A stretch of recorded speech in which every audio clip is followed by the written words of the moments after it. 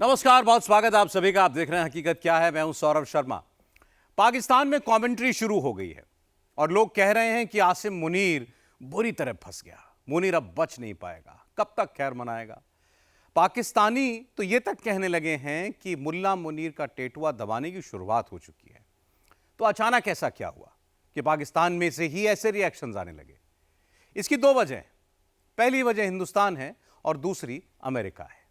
आज भारत के रक्षा मंत्री राजनाथ सिंह ने एयरफोर्स कमांडर्स कॉन्क्लेव में कहा कि आज के दौर में एयर पावर दुनिया की स्थिति में निर्णायक बन चुकी है। राजनाथ सिंह ने यह भी कहा कि भारतीय वायुसेना हर स्थिति से निपटने के लिए तैयार है। इस बीच कुछ घंटे पहले ही इंडियन आर्मी ने स्पेशल मिलिट्री ट्रेन से अपनी आर्टिलरी गन्स और टैंक्स कश्मीर घाटी में पहुंचाए हैं। नेवी चीफ ने भी कहा कि ऑपरेशन सिंदूर अभी रुका नहीं है।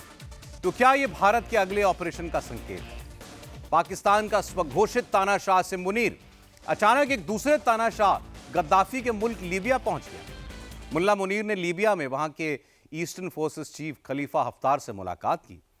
पाकिस्तान का सीडीएफ बनने के बाद यह मुनीर का पहला विदेशी दौरा है और सवाल है कि मुनीर अचानक मुस्लिम देशों के चक्कर क्यों लगा रहा है? क्या वो भारत के संभावित ऑपरेशन से घबराया हुआ है? क्या ट्रंप ने मुनीर को फटकार लगाई है? पाकिस्तान में मचे पैनिक की पूरी इनसाइड स्टोरी आपको दिखाते हैं। आसिम मुनीर अब फंस गया है बुरी तरह से, अब वाट लगी हुई। आसिम मुनीर अब फंस गया है बुरी तरह से, अब वाट लगी हुई।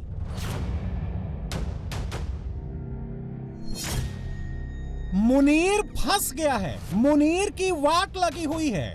पाकिस्तान में यह कमेंट्री क्यों शुरू हो गई है? तो मेरे पाकिस्तानियों, समझने की बात यह है कि कब तक खैर मनाएंगे। टेटुआ दबाना शुरू कर दिया तो मेरे पाकिस्तानियों कब तक खैर मनाएगा? दिन गिने जा चुके हैं इंशाल्लाह। तो इसके लिए आगे कुआं है, पीछे आग है। पाकिस्तानी ये क्यों कह रहे हैं मुनीर अब बच नहीं पाएगा, कब तक खैर मनाएगा? मुनीर का टेटुआ दबाने की शुरुआत हो चुकी है। पाकिस्तानी ऑन कैमरा ये क्यों रिपीट कर रहे हैं? टेटुआ दबाना शुरू कर दिया, टेटुआ दबाना शुरू कर दिया तो मेरे पाकिस्तानियों कब तक खैर मनाएगा? पाकिस्तान में फैले डर और पैनिक की वजह यह तस्वीर है और यह कोई सामान्य तस्वीर नहीं है। इस एक तस्वीर से साफ साफ दिख रहा है कि मुनीर को बेरहम मौत देने वाले हथियारों की डिलीवरी शुरू हो गई है। दुनिया के सबसे ऊंचे चेनाब ब्रिज से होकर गुजरती हिंदुस्तान की मिलिट्री स्पेशल ट्रेन से इंडियन आर्मी के टैंक्स और आर्टिलरी गन्स को कश्मीर घाटी में पहुंचा दिया गया है और इसने भारत की ऑपरेशनल कैपेबिलिटीज की ताकत में और इजाफा कर दिया है। मिलिट्री स्पेशल ट्रेन से टैंक्स और हथियारों को एलओसी पर भेजने वाली इन तस्वीरों ने रावलपिंडी के मिलिट्री हेडक्वार्टर में हड़कंप मचा दिया है।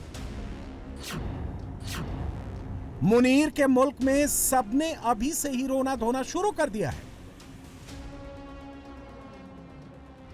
नाज़रीन इकराम, कुछ इंतहाई अहम तरीन अपडेट्स हैं। पाकिस्तान इस वक्त जियोपॉलिटिकली एक ऐसे मरहले में आन पहुंचा है जो कि बड़ा तशवीशनाक है। भारत जो है उसने एक मरतबा फिर से अपनी बड़कों का आगाज कर दिया है और याद रखिएगा कि इस मरतबा अभी भी पाकिस्तान का ये एनालिसिस ये कहता है कि भारत अगर कोई एडवेंचर करेगा तो इस मरतबा भारत डीप सी में वो एडवेंचर करेगा। एक फाइनल वार्निंग शॉट जो है वो लगा दिया है। क्या इस वक्त इस पूरे सिनेरियो के अंदर भारत जो है वो एक और एडवेंचर की तैयारी कर रहा है? इंडिया कह रहे हैं ना जी, हम वो कर रहे हैं, क्या उसे बोलते हैं, ऑपरेशन सिंदूर 2.0। ये ऑपरेशन सिंदूर 2.0 होगा, ये एक चीज़ जो है दैट इज़ देयर। और जिसे आप वो कहते हैं ना, अब सारे का सारा जो रीजनल सिक्योरिटी जो है डायनेमिक्स बदल गई हैं। इंडिया भी उधर से अपना फुल वो अपनी जो मल्टी डोमेन ऑपरेशंस की तैयारी कर रहा है। तो क्या अब ये मान लिया जाए कि मुनीर 2025 में ही मरेगा, 2026 का सूरज नहीं देख पाएगा?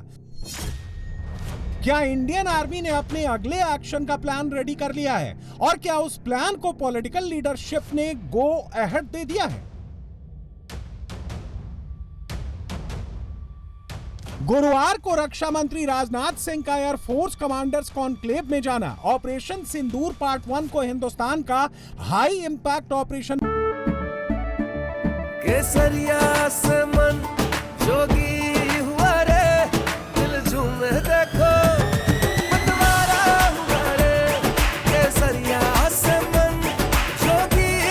हर पल मनाओ केसरी त्योहार। विमल, बोलो जुबान केसरी। बताना। और फिर air chief marshal Amarpreet Singh के हाथों में ऑपरेशन सिंदूर की यह निशानी पकड़ाना कोई ना कोई संकेत तो जरूर दे रहा है। ऊपर से बस कुछ घंटे पहले Indian navy chief admiral Dinesh Tripathi ने भी हिंट दे दिया है, ऑपरेशन सिंदूर 2 किसी भी वक्त शुरू हो सकता है। You know that Operation Sindoor is still on.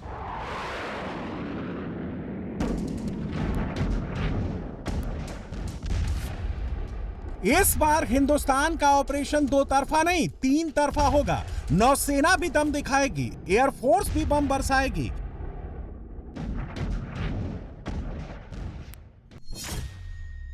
Rajnath Singh ने तो आज खुलकर कह दिया है कि भारत की वायुसेना हर स्थिति के लिए तैयार है। दूसरी तरफ इंडियन आर्मी के फायर पावर में भी इजाफा हुआ है। जुलाई 2025 में अपाचे अटैक हेलीकॉप्टर का पहला बैच आने के बाद बाकी के बचे 3 अपाचे अटैक हेलीकॉप्टर्स की डिलीवरी भी पूरी हो गई है। और ये खबर सुनकर ही पाकिस्तान में सबके हाथ पैर फूलने लगे हैं। पाकिस्तानी अभी से अपाचे रटने लगे हैं। अब ये जो हेलीकॉप्टर जो कि आए हैं, अब टोटल जो ऑर्डर इन्होंने दिया था 6AH-64 जो हैं, ये $600 मिलियन की डील साइन हुई थी 2020 में और आए 5 साल बाद है। और इंडियन आर्मी एविएशन कोर जो जोधपुर के अंदर है, वहाँ पे ये इनको इंडक्ट किया जाएगा। उनका एक 451st स्क्वाड्रन है जिसमें they are going to do this. और इंडियन आर्मी जो है, इसने ये बाय द वे ये जो अपाची स्क्वाड्रन है 2024 में भी इन्होंने रखे थे और ये पाकिस्तान के बॉर्डर के करीब रखना चाहते हैं। मुझे ये लगता है कि इंडिया जो है उसने अपने ये जो अपाची हेलीकॉप्टर हैं इनको ये इस्तेमाल करेंगे। ये जो अपाची हेलीकॉप्टर है, it has state of the art avionics, modern electronics है, प्रिसीजन टारगेट है, पायलट की नाइट विजन सिस्टम इसके अंदर मौजूद हैं, वेपन सिस्टम है, हेल फायर एंटी टैंक में जो वो भी है, मिसाइल भी लगा हुआ है, और stringer air to air missile भी हैं इसके अंदर। और इसकी अगर परफॉर्मेंस देखी जाए तो ये कहा जा रहा है कि this is a multi role reliability है। और इसको कहा जाता है कि ये बेसिकली ये बड़ी इंटरेस्टिंग चीज़ है कि ये जो है this is called a tank in the air. A tank in the air, ये टैंक है जो आपकी वो जिसे कहते हैं ना, पूरे का पूरा हवा में घूम रहा है। तो आप इससे अंदाज़ा लगाएं कि ये कितनी इम्पोर्टेंट चीज़ है जो इंडिया ने मंगवाई है। सो अगर इंडिया फॉर एग्ज़ाम्पल ये 5-6 अगर या 7 या 10 ये हेलीकॉप्टर हवा में उड़ रहे हैं, तो समझे ये हवा में उनके टैंक उड़ रहे हैं। इन्होंने ये इंडियंस को इस चीज़ का अंदाज़ा है कि ये जो हेलीकॉप्टर्स हैं हमारे लिए हमें एक गेम चेंजर के तौर पे हैं। लेकिन हाँ, इस चीज़ को मैं ज़रूर अंडरस्टैंड करता हूँ कि the government of India is spending a lot of money, बहुत सारा पैसा लगा रहे हैं। हम उस सभी पोजीशन में नहीं हैं। हमारे जो लोग हैं वो they don't spend money like this, क्योंकि हमारे पास वो रिसोर्सेज नहीं है, वो पैसा नहीं है। लेट्स सी कि क्या ये पाकिस्तान के ख़िलाफ़ इस्तेमाल होंगे, क्योंकि वो कहते हैं कि ये वेस्टर्न कमांड में हमें ये चाहिए।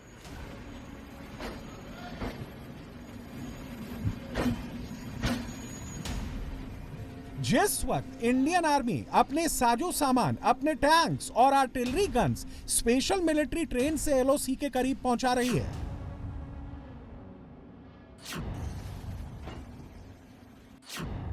उस वक्त मुनीर अपने मुल्क से फरार है। पाकिस्तान का चीफ ऑफ डिफेंस फोर्सेस बनने के बाद मुनीर तानाशाह गद्दाफी के मुल्क लीबिया पहुंच गया है। मुनीर ने लीबिया के eastern forces chief Khalifa Haftar से मुलाकात की है। मुनीर लीबिया जैसे मुस्लिम देशों को अपने पाले में लाकर भारत के खिलाफ नया गेम खेलना चाहता है। मुनीर लीबिया के खलीफा हफ्तार का हाथ पकड़कर पाकिस्तान में अपनी रेटिंग बढ़ाना चाहता है, भारत के खिलाफ सेटिंग करना चाहता है। लेकिन मुस्लिम देशों में ग्राफ मुनीर का नहीं, मोदी का बढ़ रहा है।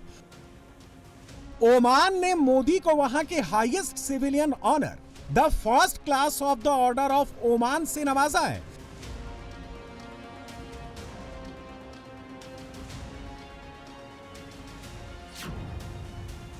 और मोदी को मुस्लिम देशों में मिल रहे इस सम्मान ने भी अभी से पूरे पाकिस्तान को चिढ़ा दिया है। और पाकिस्तानी इसलिए चिढ़ रहे हैं क्योंकि मुस्लिम देशों का भारत के साथ आना पाकिस्तान के द एंड की शुरुआत है। तो मोदी को ओमान के अंदर बड़ा हिस्टोरिक वेलकम मिला है। नॉर्मली ये ऑप्टिक्स मुसलमान दुनिया के अंदर, पाकिस्तान के अंदर एक डिफरेंट एंड से देखे जाते हैं, क्योंकि पाकिस्तान ने हमेशा ये चाहा है कि मुसलमान दुनिया इंडिया को कश्मीर के लेंस से देखे। देखिए, इंडिया के जो स्ट्रेटेजिक इंटरेस्ट ओमान के अंदर है ना, वो सिक्योरिटी ड्रिवन। इंडियन नेवी और ओमान की जो नेवी है वो they can help each other, and above all Oman can give an early warning दे सकती है in terms of disruption in case of this major choke point. Pakistan is concerned, ठीक है जी, और ओमान ये समझता है कि वो एक बड़े प्लेयर के साथ इंगेज कर गया। इंडिया ओमान इसलिए भी इंपॉर्टेंट है ना, the more Indian presence is there, India can watch Balochistan in a good way. समझ रहे हैं बात को? जितना ज्यादा इंडिया की प्रेजेंस होगी, इंडिया ग्वादर को और पाकिस्तान को बहुत अच्छे से देख सकता है। ये चीज पाकिस्तान को परेशान करती है। अगर सही मानों में देखा जाए तो इंडिया ने बेसिकली अपना एक बड़ा इन्फ्लुएंस ओमान। केसरिया से मन जोगी हुआ रे, दिल झूमे देखो मतवारा हुआ रे, केसरिया से मन जोगी हुआ। हर पल मनाओ केसरी त्योहार, विमल बोलो जुबान केसरी के अंदर एस्टैब्लिश किया, एंड इट डेफिनेटली वो करता है, इरिटेट करता है पाकिस्तान को कि ये मुसलमान दुनिया में इतना लंबा चौड़ा इन्फ्लुएंस और क्या होगा, कैसे होगा। पाकिस्तान का स्वघोषित तानाशाह आसिम मुनीर एक दूसरे तानाशाह के मुल्क में अपने लिए सपोर्ट हासिल करने गया है। लेकिन फिलहाल तो खुद मुनीर की हालत ऐसी है कि वो ना तो अपने घर में किसी को मुंह दिखाने लायक बचा है और ना ही दुनिया में किसी को अपना मुंह दिखाने लायक रहा है। मुनीर पर हिंदुस्तान ने निशाना साध रखा है। ट्रंप भी गाजा पीस प्लान के मुद्दे पर मुनीर के पीछे पड़ गया है। पाकिस्तान में मौजूद इस्लामिक कट्टरपंथी भी मुनीर को घेरने के लिए मौका तलाश रहे हैं। ऊपर से टीटीपी के फाइटर्स, बीएलए के फाइटर्स ने मुनीर की फौज को लहूलुहान कर रखा है और अफगानिस्तान भी मुनीर को सबक सिखाने के लिए कब से बेकरार बैठा है। यानी 5 फ्रंट तो सीधे सीधे मुनीर के खिलाफ खुल चुके हैं और इसमें सबसे डेंजरस फ्रंट इंडिया वाला है। Centre for land warfare studies ने तो यह तक कह दिया है कि ऑपरेशन सिंदूर तो सिर्फ शुरुआत थी, अभी तो उससे बड़ा, उससे खतरनाक ऑपरेशन शुरू होने वाला है। ऑपरेशन सिंदूर 2 सिर्फ एक पॉसिबिलिटी नहीं है, ऑपरेशन सिंदूर 2 की 100% गारंटी है। भारत की सेनाएं इसीलिए फुल स्केल पर नॉन स्टॉप वॉर एक्सरसाइज कर रही हैं, जिससे मुनीर के दिल की धड़कनें बढ़ गई हैं।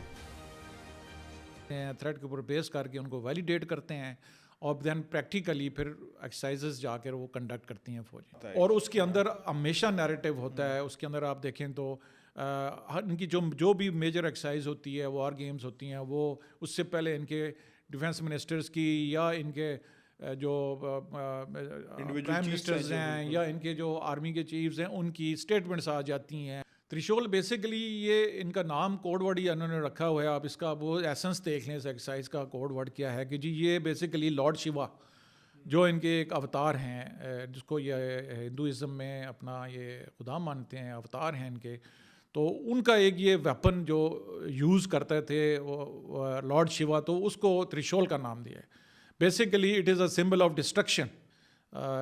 सदर्न कमांड, जिस तरह मैंने आपको इनिशियली भी बताया था कि सदर्न आर्मी कमांड जो इनकी है महाराष्ट्र में, उसका एक स्ट्राइक कोर है। जो स्ट्राइक कोर जो ये वो कोर होती है जो उसने आगे जाके दूसरे इलाके में जाकर एंटर होके वहाँ पे इसने कब्ज़ा करना होता है एरिया में, ठीक है ना, स्ट्राइक करनी होती है। और दूसरी कोर होती है जो कि डिफेंस में लगी होती है, जो कि बॉर्डर को प्रोटेक्ट करती है, ठीक है। तो ये इनकी जो 21 कोर है जो कि पुणे में है साउथ में, ये बेसिकली इसने की है, इसकी जो फोर्स थी, और इसके साथ ही इनकी जो वेस्टर्न एयर कमांड है जो कि पाकिस्तान का एरिया देखती है, और उसके साथ ही इनकी जो वेस्टर्न नेवल कमांड है नेवी की। सो ये ट्राई सर्विस से जब बात करते हैं ना, जो ये ट्राई सर्विस ये है कि नेवी, एयरफोर्स और आर्मी तीनों ने ये एक्सरसाइज किया मिलके, ठीक है, और इसमें तीनों कंपोनेंट्स उन्होंने उसके अंदर पार्टिसिपेट किया है। भारत अभी भी इंटेलिजेंस, सर्वेलेंस और रिकॉनेसेंस के लिए अपने तैयारे बॉर्डर पे भेजता है, अपने ड्रोन्स जो है वो जासूसी के लिए भेज रहा है, अपनी डिप्लॉयमेंट बढ़ा रहा है। हमारे पास सैटेलाइट फुटप्रिंट है कि भारत ने मुख्तलिफ छोटी टोलियों में, ताकि वो सैटेलाइट से बच सके, अपने फौजी जो है वो भी LOC और इंटरनेशनल बॉर्डर पर बढ़ाने शुरू कर दिए। Indian air force chief drops a warning shot, India isn't blinking, Bharat जो है वो पलके नहीं झपक रहा।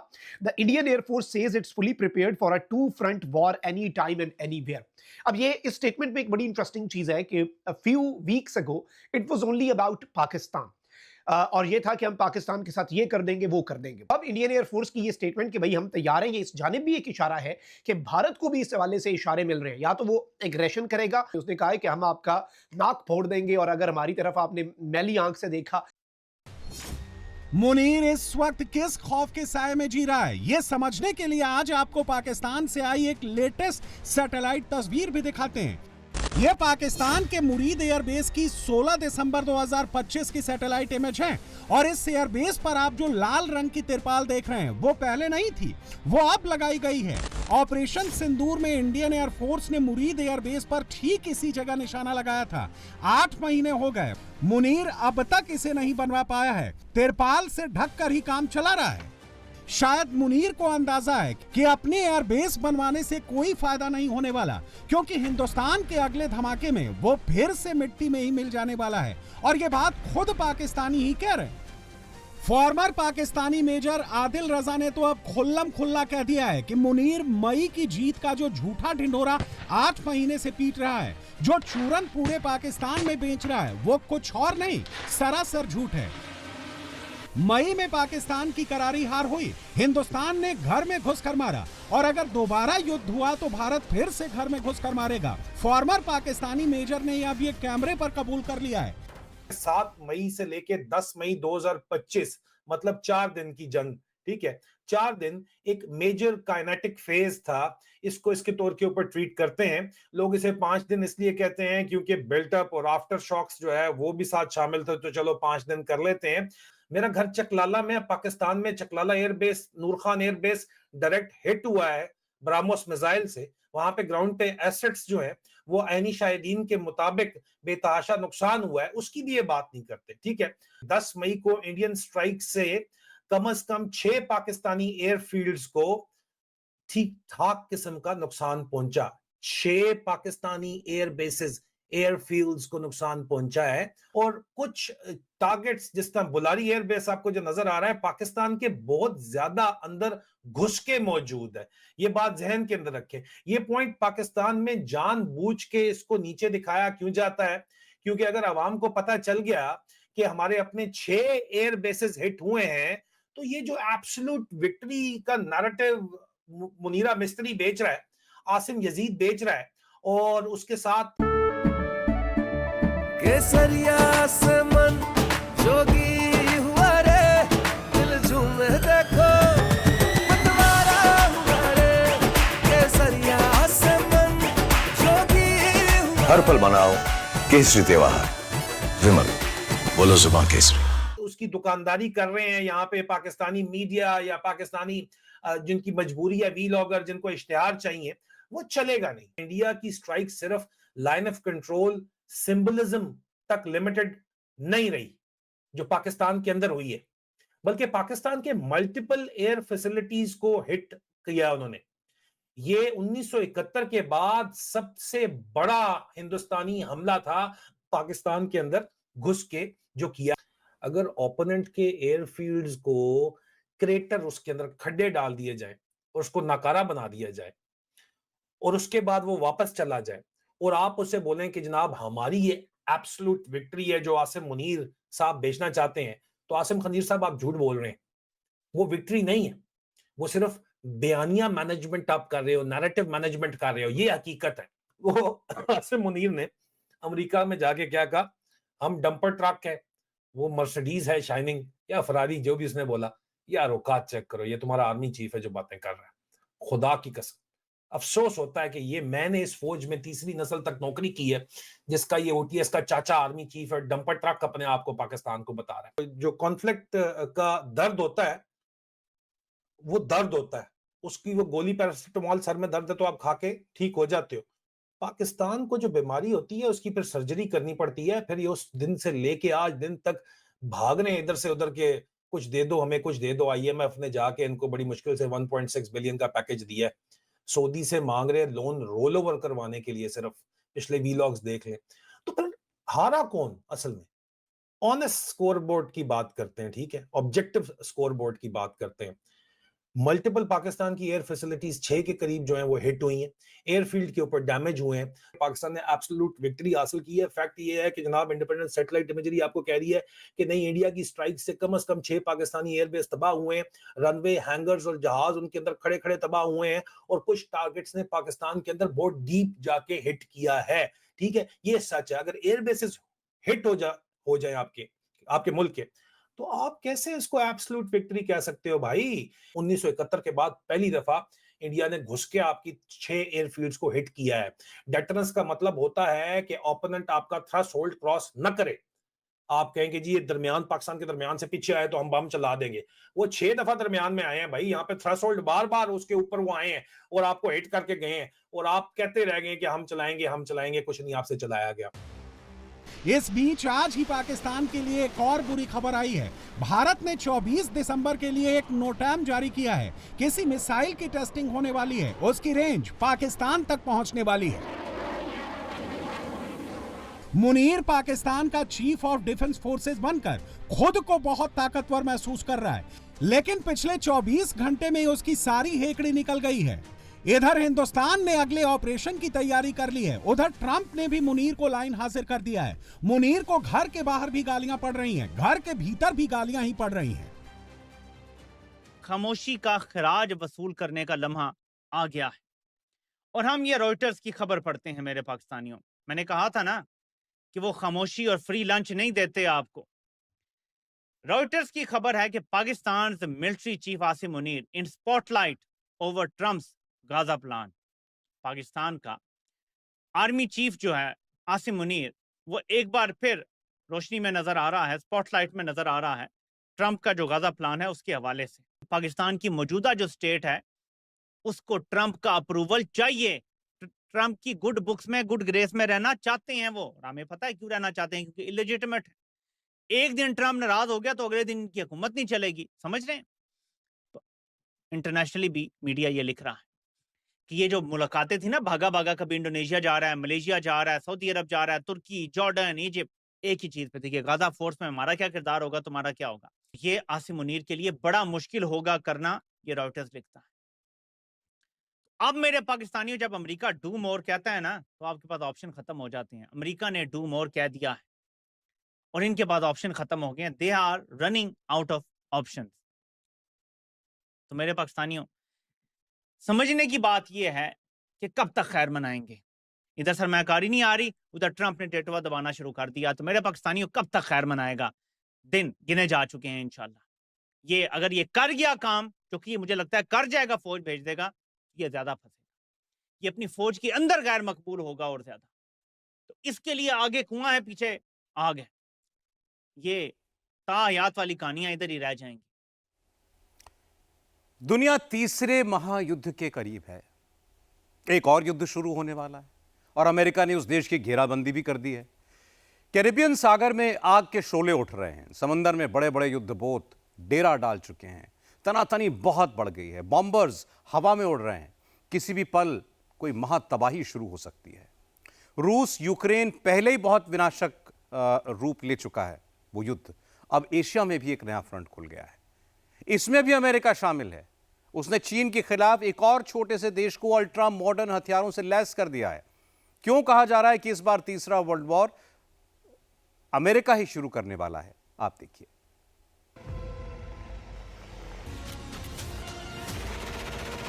दुनिया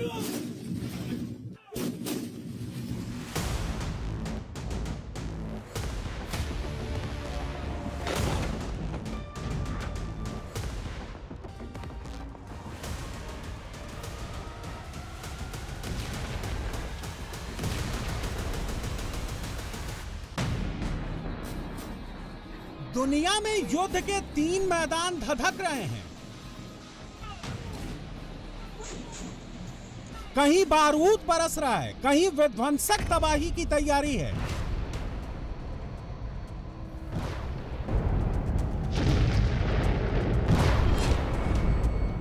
पहला युद्ध अमेरिका वेनेजुएला के बीच किसी भी वक्त शुरू हो सकता है।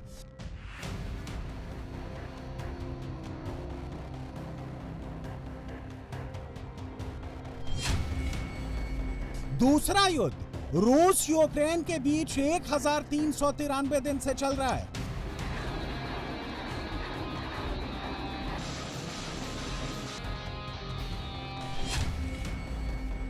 तीसरा युद्ध चीन ताइवान के बीच शुरू होने की कगार पर है।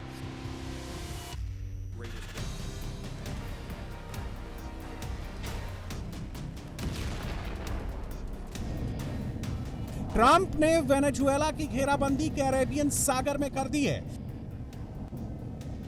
अमेरिका के युद्धपोत वेनेजुएला को चारों तरफ से घेर चुके हैं। अमेरिका ने समंदर में वेनेजुएला की करीब 10 बोट उड़ा दी है। ट्रंप ने अमेरिकी नेवी को वेनेजुएला की बोट उड़ाने की खुली छूट दे दी है। मादक पदार्थों की तस्करी से शुरू हुई लड़ाई अब तेल के खेल तक पहुंच चुकी है। ट्रंप कह रहे हैं कि वेनेजुएला के तेल से आतंकवादियों को फंडिंग हो रही है, इसलिए वो वेनेजुएला के तेल टैंकर समंदर में चलने नहीं देंगे।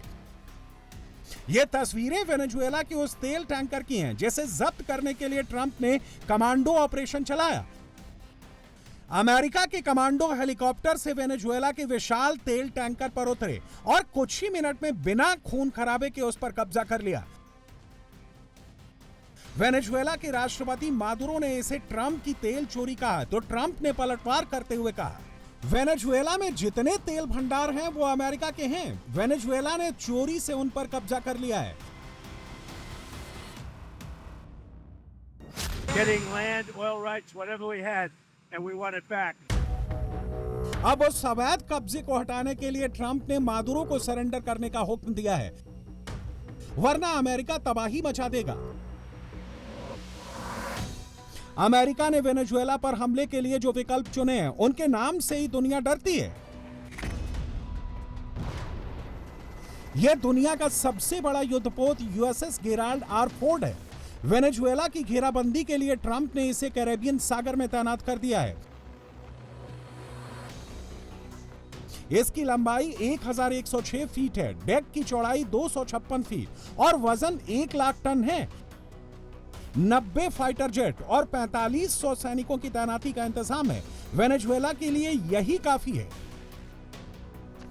अगर चीन, रूस और ईरान ने वेनेजुएला को बड़े घातक हथियार, डिफेंस सिस्टम दे दिए तो धावा बोलने से पहले अमेरिका ने उसकी भी तैयारी कर ली है। वेनेजुएला के तट पर एक नहीं 3 डिस्ट्रॉयर वॉरशिप अमेरिका ने तैनात किए हैं। इनमें यूएसएस ग्रेवली, यूएसएस जेसन डनहम और यूएसएस सैमसन शामिल है। अगर अमेरिका के वॉरशिप पर जमीन, आसमान, समंदर, पनडुब्बी कहीं से भी हमला होता है तो तीनों डिस्ट्रॉयर उसे पलक झपकते ही भून कर रख देंगे। तीनों डिस्ट्रॉयर में 4000 सैनिकों की तैनाती भी अमेरिका ने कर दी है। इसके अलावा P-8A पोसाइडन विमान और एक हमलावर पनडुब्बी भी अमेरिका ने वेनेजुएला की घेराबंदी के लिए तैनात की है।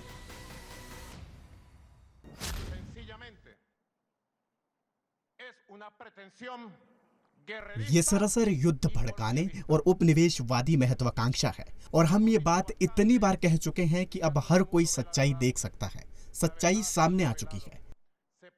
वे वेनेजुएला में सत्ता परिवर्तन करके एक कठपुतली सरकार थोपना चाहते हैं जो 47 घंटे भी नहीं टिक पाएगी। वे संविधान, संप्रभुता और सारी संपत्ति सौंपकर वेनेजुएला को उपनिवेश बनाना चाहते हैं। ऐसा कभी नहीं होगा। empresa y convierta a Venezuela en una colonia. Sencillamente eso no va a pasar. Maduro ने अमेरिका से युद्ध के लिए आर्मी को तैयार करना शुरू कर दिया है। वेनेजुएला की आर्मी युद्धाभ्यास कर रही है। वेनेजुएला की नेवी समंदर में जाने वाले तेल टैंकरों को एस्कॉर्ट कर रही है। मादुरो की बोलीवेरियन नेवी तोपें फिट कर अपने जहाजों के रास्ते पर पेट्रोलिंग शुरू कर दी है।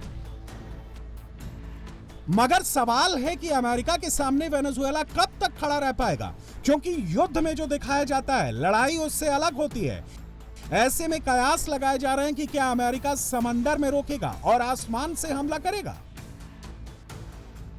क्या अमेरिका का पहला प्रहार B-2 और B-52 बॉम्बर से होगा? क्या अमेरिका सबसे विध्वंसक फाइटर जेट F-22 रैप्टर का इस्तेमाल करेगा? अमेरिका ने अब तक दुनिया के किसी भी देश को F-22 रैप्टर फाइटर जेट नहीं बेचा है। इसी से अंदाजा लगाया जा सकता है कि यह कितना खतरनाक है। हवाई युद्ध में अमेरिका की सुप्रीमेसी के लिए कितना जरूरी है। अमेरिका के रैप्टर 22 में लगे सेंसर दुश्मन के रेडार के सिग्नल को सोख लेते हैं, जिससे कोई इसका पता नहीं लगा पाता। हमले से पहले यह हवा में अदृश्य हो जाता है। इसमें AIM-120, AIM-9 मिसाइलों और जडम जैसे घातक बम लगे हैं। इसके अलावा 20 mm की एक वॉल्कन तोप भी इंस्टॉल है। वेनेजुएला के पास ट्रंप के रैप्टर 22 का कोई जवाब फिलहाल नहीं है। वेनेजुएला के पास सबसे बड़े तेल भंडार हैं। अगले 100 साल तक तेल निकाला जा सकता है। वेनेजुएला के पास कीमती खनिज भंडार है, सोने की बड़ी खदानें हैं। ट्रंप कह रहे हैं कि यह वेनेजुएला का नहीं, अमेरिका का है। Just a blockade. Not going to let anybody going through that shouldn't be going through. You remember they took all of our energy rights. They took all of our oil from not that long ago, and we want it back. But they took it. They illegally took it. Getting land, oil rights, whatever we had, they took it away because we had a president that maybe wasn't watching. But they're not going to do that. We want it back. They took our oil rights. We had a lot of oil there. As you know, they threw our companies out, and we want it back. Trump के बयान से बेचैन Venezuela के राष्ट्रपति Maduro संयुक्त राष्ट्र में गुहार लगा चुके हैं। अमेरिका किसी की सुनने को तैयार नहीं है। ट्रंप ने मादुरो की सरकार को आतंकवादी संगठन घोषित कर दिया है। अमेरिका ने वेनेजुएला के तेल टैंकरों के मूवमेंट पर पूरी तरह से रोक लगा दी है।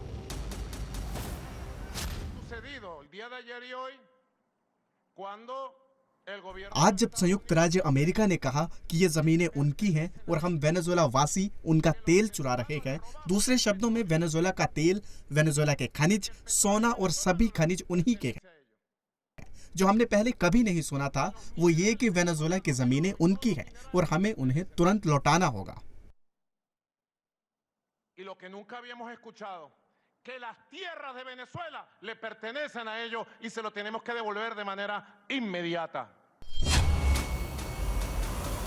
वेनेजुएला डेली 10 लाख बैरल तेल निकालता है।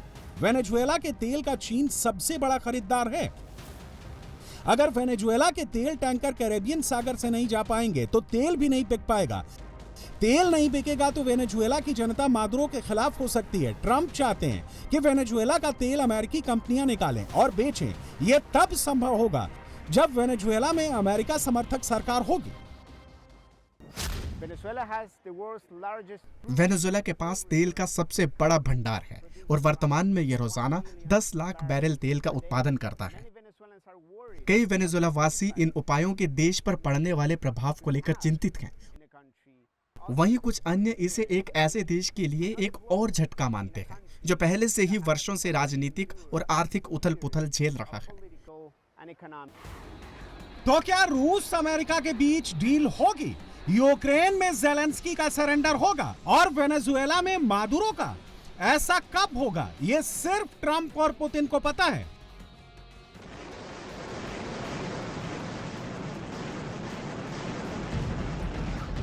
फिलहाल पुतिन का इरादा ज़ेलेंस्की को नॉकआउट करने का है।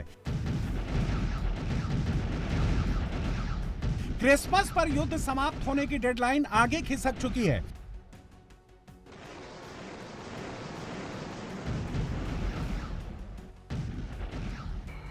पुतिन के सुखोई 34 बॉम्बर अब यूक्रेन के आसमान पर उड़ान भर रहे हैं।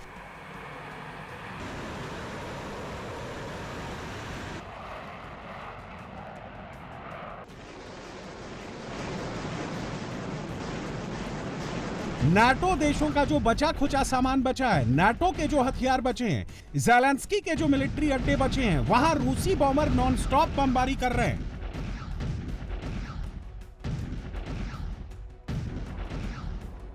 रूसी ग्लाइड बम यूक्रेन में भयंकर तबाही मचा रहे हैं। ये तस्वीरें ज़पोरिज़िया की हैं, जहां एक मल्टी स्टोरी अपार्टमेंट में रूस ने ग्लाइड बम से हमला किया। बम के फटते ही अपार्टमेंट में आग लग गई। रूसी ग्लाइड बम को फाइटर जेट से लॉन्च किया गया। बम के धमाके में कई अपार्टमेंट ढह गए। 26 लोग बुरी तरह से जख्मी हो गए। पुतिन लुहांस्क 100% छीन चुके हैं। 90% डोनेट्स्क पर कब्जा कर चुके हैं। ज़पोरिज़िया में कब्जा लगातार बढ़ रहा है। ओडेसा में लगातार मिसाइल हमले हो रहे हैं। ज़ेलेंस्की डोनबास देकर पुतिन के आक्रोश से बच सकते थे। अब ओडेसा और ज़पोरिज़िया भी खतरे में हैं। ज़ेलेंस्की को लगता है कि ब्रसेल्स वाले ब्यूरोक्रेट उन्हें बचा लेगी। यूरोपीय पार्टनर रूस के खिलाफ लड़ाई के लिए अगले साल के फंड का इंतजाम कर देंगे। नए हथियार भी मिल जाएंगे।